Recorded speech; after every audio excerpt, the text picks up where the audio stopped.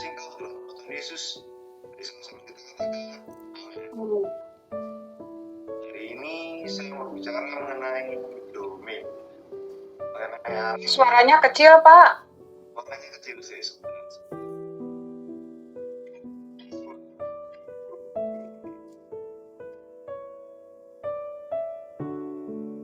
Ini kan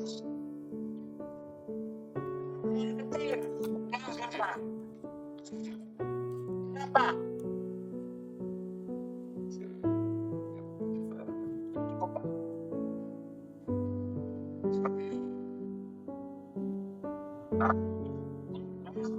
Oke, Pak.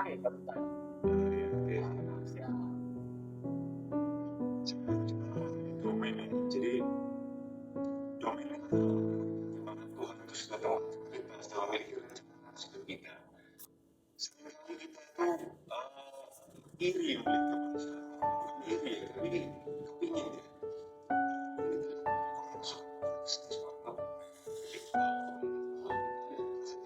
Ingin ya, sukses di bidang ini, bidang itu saya ingin mengerjakan sebenarnya muda ya, sebenarnya muda begitu juga hal-hal menarik gitu kan. Saya melihat dulu waktu masih lebih muda, saya masih lebih muda dulu, saya semua yang tersedia itu mau saya ambil.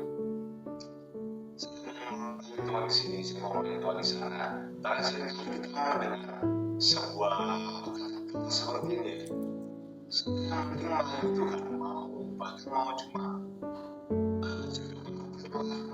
mau mungkin hal yang tidak pernah saya pernah mau, yang penting saya mau melayani Tuhan. Tapi saya belajar bahwa bukan hanya melayani Tuhan, tapi di mana Tuhan memiliki rencana di kita melayani di mana. Karena kalau mengambil semua pelayanan itu malah akan menjadi membuat kita itu membuang-buang waktu, karena membuat kita hidup kita tidak maksimal. Karena Tuhan ingin membuat kita ingin menempatkan kita dalam sebuah dalam bidang sektor ujian penyembahan. Tapi saya lihat dulu tuh saya juga melayani di bagian GA. Jadi setiap GA saya juga kursi ini saya melayani di ujian penyembahan.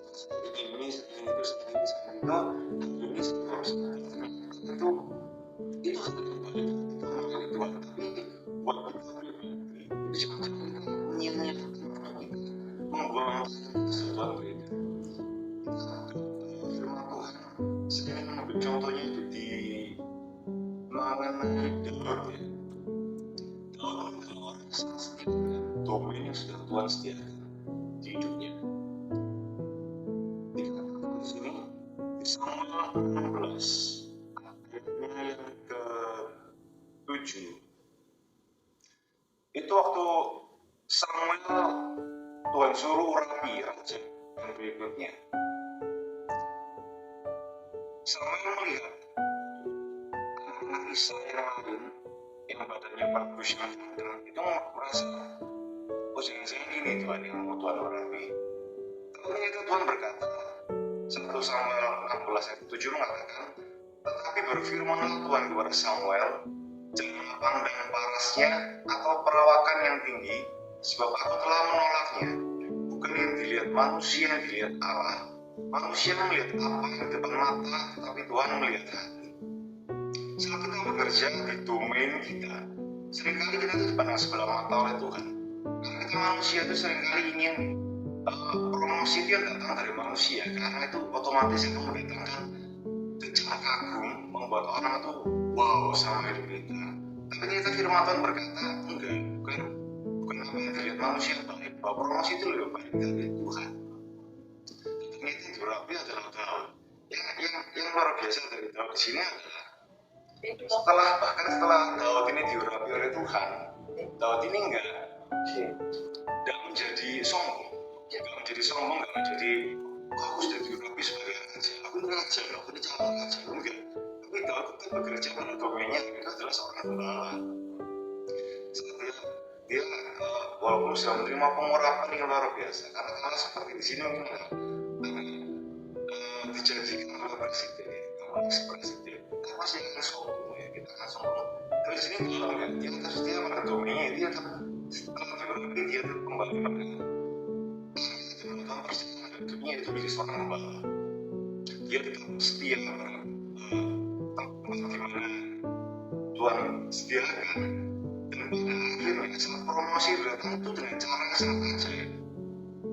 Jadi pada Samuel 16 ayat yang ke-14 dikatakan, Tuhan telah mundur dari Saul, dan sekarang dia diganti oleh roh jahat yang daripada Tuhan. Lalu kan dia ingin mencari seorang pemain kecapi, untuk mengusir roh jahat itu kan. Yang kami di sini adalah Saul itu seorang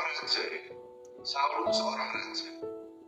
Saul kalau seorang raja ingin mencari seorang pemain kecapi, tentu dia mencari di circle-nya raja ya. Seorang pemain kecapi, at least artis-artis yang kecapi pada zaman itu. Tapi ternyata enggak. Malah dikatakan yang diundang ke istana raja untuk bermain kecapi adalah Daud. Yang notabene itu dia seorang pembalap. Ini sebenarnya dari permainannya apa tuh nggak dilihat oleh orang yang mendengarkan dia bermain kecapi itu hanya domba-domba yang berjumlah 2-3 orang. Itu cuma Tuhan saja. Tapi promosi itu tidak. Cuma seperti itu ya, bagi-bagi diundang di istana raja. Bukan orang-orang yang cakap, bukan orang-orang yang dicakap oleh manusia, bukan artis-artis kecapi pada hari itu, tapi Daud yang diundang. Dan Daud adalah orang yang sangat setia. Bahkan setelah dia seperti itu pun dia kembali kepada domainnya. Dia nggak tiba-tiba menjadi artis kecapi dan meninggalkan pekerjaannya sebagai seorang pembalap menjadi artis kecapi. Dia tetap kembali kepada domainnya yang Tuhan percayakan, yaitu seorang pembalap.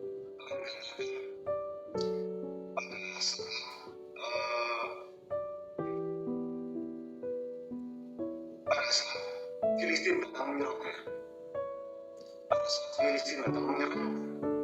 apakah Daud nggak tahu kalau Filistin datang menyerang? Pasti tahu, karena itu pasti berita itu sangat besar terjadi di dalam kota yang Daud itu pasti orang-orang solusi yang menjaga Filistin datang menyerang.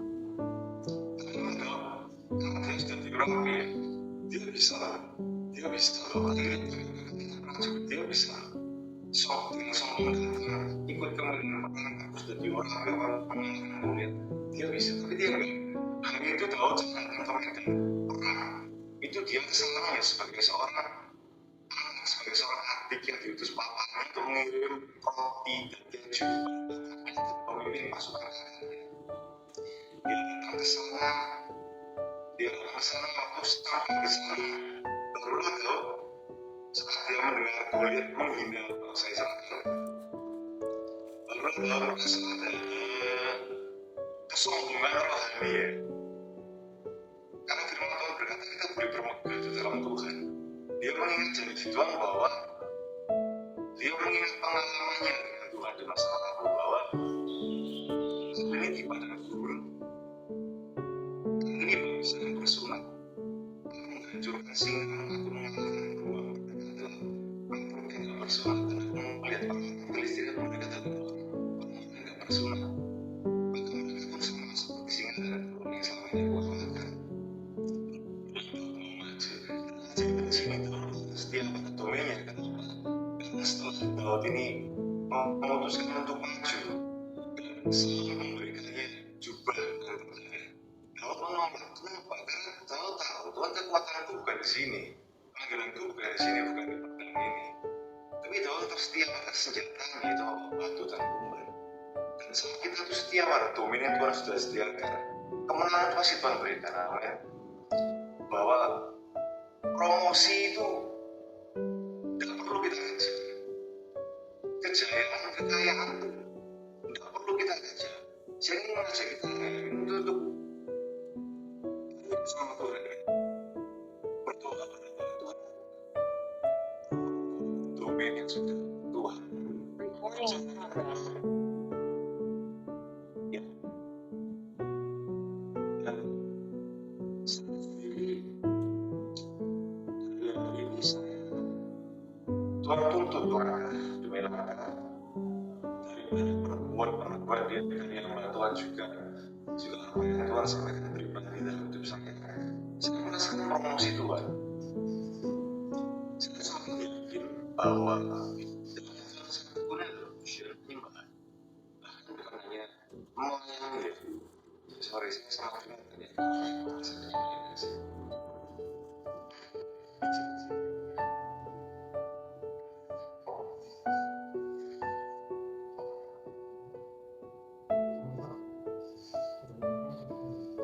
dulu di gereja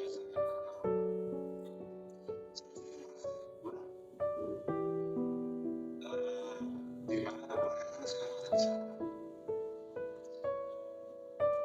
saya akan selalu berpikir sama jadi saya selalu berpikir sama jadi dan saya selalu berpikir mau melayani di sini di sana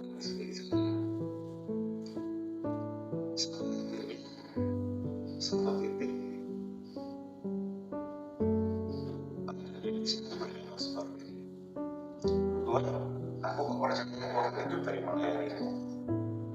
Aku percaya orang hidup dari melayani. Terus bukan cuma itu ya, ini sedikit ngawur ya. Tapi saya ngomong, Tuhan, aku kok percaya aku akan dikawal dari melayani. Aku sedang terima dari melayani. Tapi saya ngomong, Tuhan, aku percaya dari melayani. Aku percaya kurang berkata, aku berkata aku suruh dan kekayaan dan kemuliaan. Setelah saya ngomong seperti itu,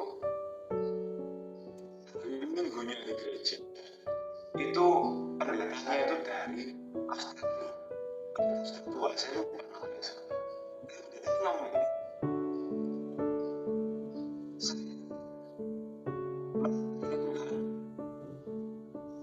bukan tujuh miskin. Saya juga mau menikmati hidup saya dalam melayani Tuhan. Saya mau menikmati saya merasa ngomong gitu, Tuhan aku akan terima kasih. Ngomong ini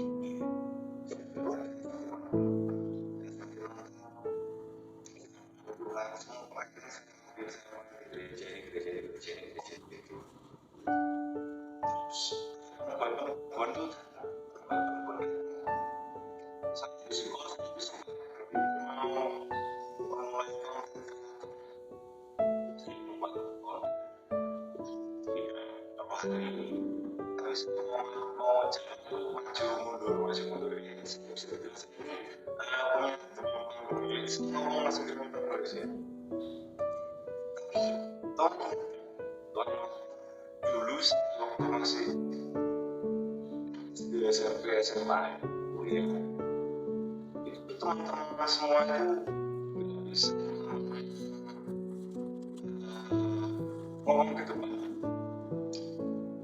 Jadi ngomong gitu terus sama suaranya kecil ini sejauh yang kecil dan saya masih kecil itu selalu nomor satu itu Tuhan bahwa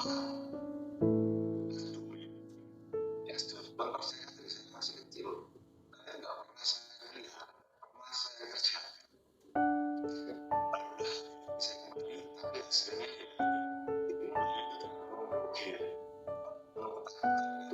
saya tidak sering mengalami saya buat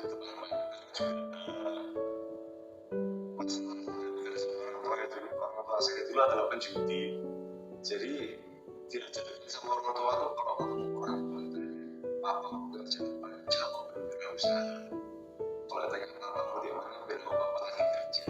Seperti siapa kalau boleh apa selalu bilang kita menjadikan saya jadi orang yang takut untuk itu waktu usia saya pertama itu kan kita sendiri itu saya itu baju saya warna biru turun dari mimpi itu warna abu dari mimpi itu terus tapi setelah saya memutuskan warna saya itu jadi itu sesuatu terjadi saya tidak percaya apa itu percaya sesuatu terjadi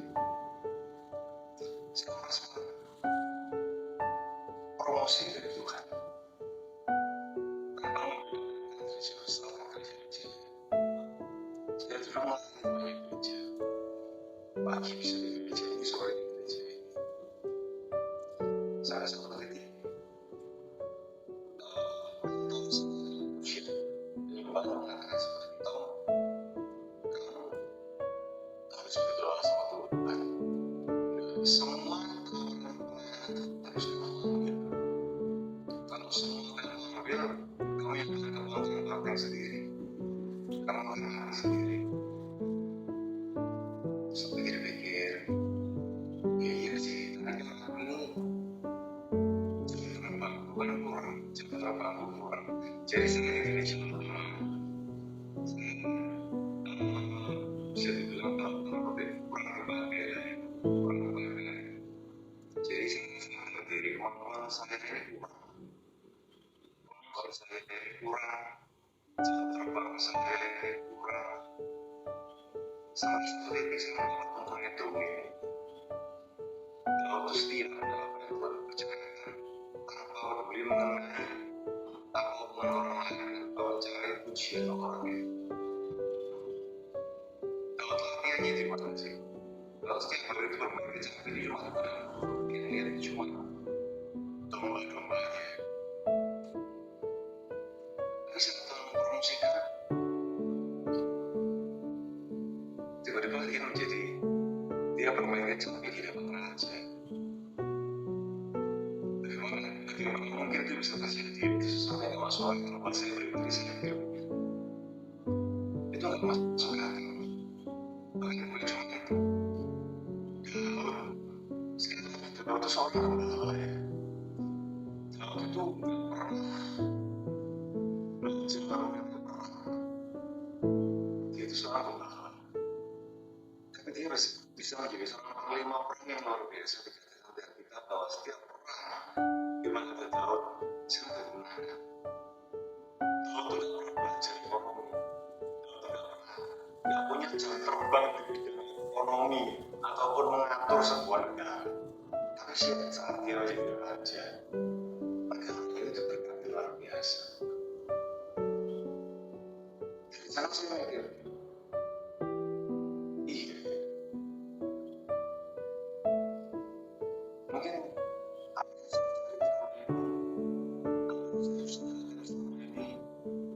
apa yang saya cari ini jam terbang ini itu sama teman yang kebetulan yang masih cuma itu saja toleransi. Kalau ini orang saya kesetiaannya itu sangat teruji. Jadi saya percaya kalau ini nggak perlu teruji sama orang. Kenapa saya percaya seperti itu? Karena di 1 Samuel berapa tadi ya? 1 Samuel yang ke sebentar. Nah, ini 1 Samuel 17-28 dikatakan, ketika Elia tertua mendengar perkataan Daud kepada orang-orang itu, telah marah Elia kepada Daud sambil berkata, mengapa engkau dengar? Pada siapakah kau tinggalkan kambing domba yang balik itu di padang gurun? Aku kenal sifat kau berani dan kejahatan hati. Engkau datang kemari dengan maksud melihat pertempuran. Tidak terjadi bahwa sampai hari itu ini terjadi pada Daud diurangi. Kambing domba yang Daud itu cuma 2-3 ekor. Saya tidak tahu sebagai sifat kalian seperti apa, tapi kalau melihat prajurit raja, saya percaya ini bukan keluarga yang miskin. Dan Daudnya berkata, aku menghajar singa, aku menghajar beruang satu mengembalakan domba-domba. Berarti Daudnya adalah gembala yang baik, seorang bapak yang baik. Kalau kita melihat performa anak kita baik, kita seorang pemilik perusahaan yang baik, kita melihat performa karyawan kita itu baik,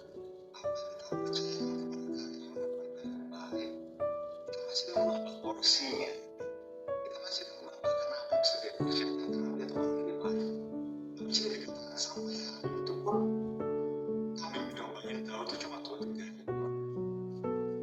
Saya bisa tahu ini nggak pernah apa yang dilakukan dia di sama ini bahkan tidak baik untuk bapaknya sama bapaknya. Jadi pernapasan selama yang datang ingin mengurapi anak Isa yang jadi raja, nggak pernah terpikir sebenarnya Isa itu memajukan Daud karena Daudnya memandang sebelah mata. Tapi Daud setia, mengembangkan kambing dombanya 2 dan 3 itu. Dan saat promosi datang itu cuma tiba-tiba dipromosikan. Jadi saya pribadi mengajukan diri, saya jujur saya mengajukan diri. Hari ini saya sebelum memimpin gereja besar gereja kecil, tapi hari ini melayani di gereja Semarang. Pertama kali saya keluar dari gereja saya nggak pernah pikir untuk melayani di gereja ini. Kenapa? Karena musiknya itu sangat wow, pokoknya musiknya itu sangat profesional. WL-nya itu memperlebih sama saya nggak pernah pikir sedikit pun saya nggak pikir dengan orang di sana. Saya semakin menyimak dari GSJSDP itu kondisi ini itu lebih itu jauh tahunnya dari sebelum dikatakan biasa. Saya ngomong lagi di sana GSJSDP.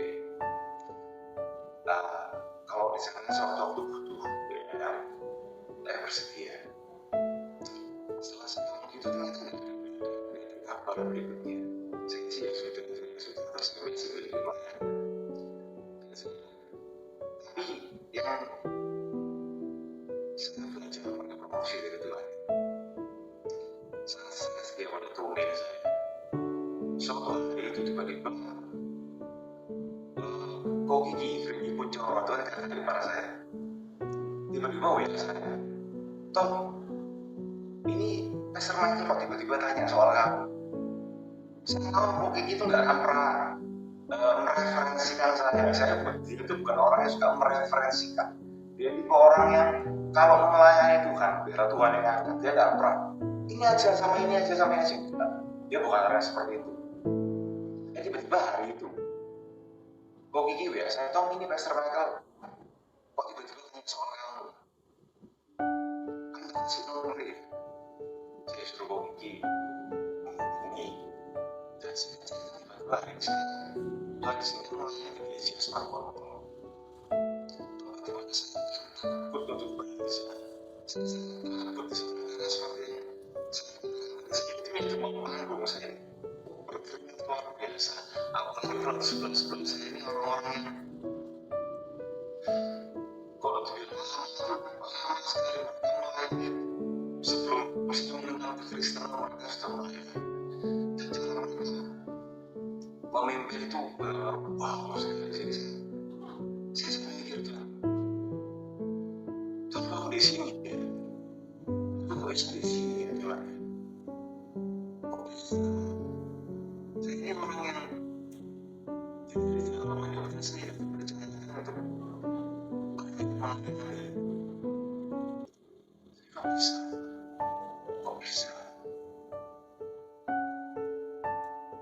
Jadi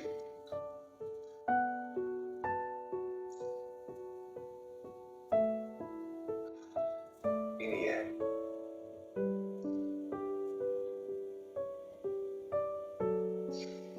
bahkan kita melihat Yesus ya. Yesus itu orang yang setia pada Tuhan. Yang sudah membawa percaya akan hidup Yesus selama dia menjadi manusia. Dikatakan di Matius 15 yang ke-24. Sekarang saya buka dulu. Matius.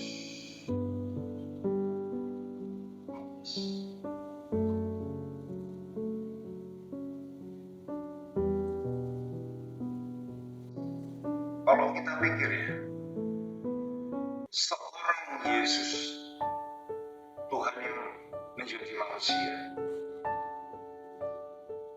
dia kan diperlakukan dengan sama jajarannya.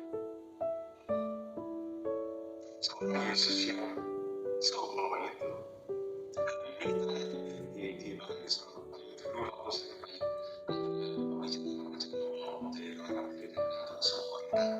semua orang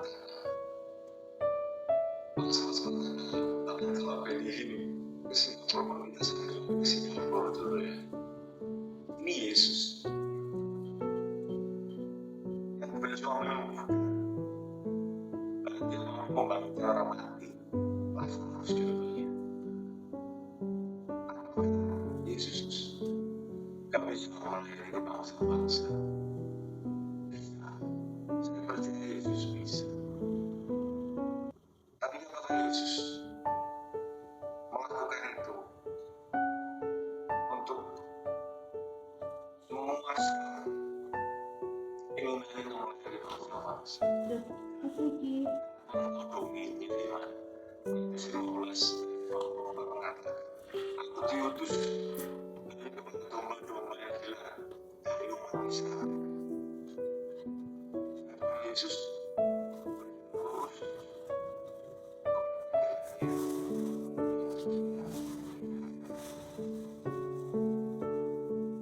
dia membawa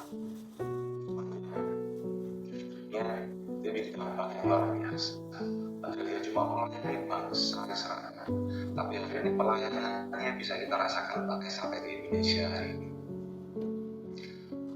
Lalu setelah itu Paulus yang Tuhan izinkan memiliki domain di luar bangsa Israel sampai ke bangsa-bangsa. Jadi saya ingin mengajak kita semua hari ini tidak usah bingung nyari. Kalau melayani seperti saya melayani, tidak usah bingung nyari. Dalam bekerja, kalau sendiri ini pekerjaan orang lain itu berganti. Cari tahu apa domainmu yang sudah Tuhan percayakan. Berdoa sama Tuhan, minta Tuhan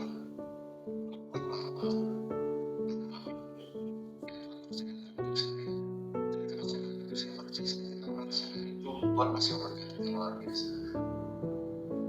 Saya cerita dengan Tuhan, pasti Tuhan memberikan kemenangan. Amin. Saya menganggap ini Matius 6 ayat 33. Kita semua tetapi jangan terlalu bekerja Allah dan kebenarannya, maka semuanya itu akan ditambahkan kepadamu. Saya berikan terima kasih.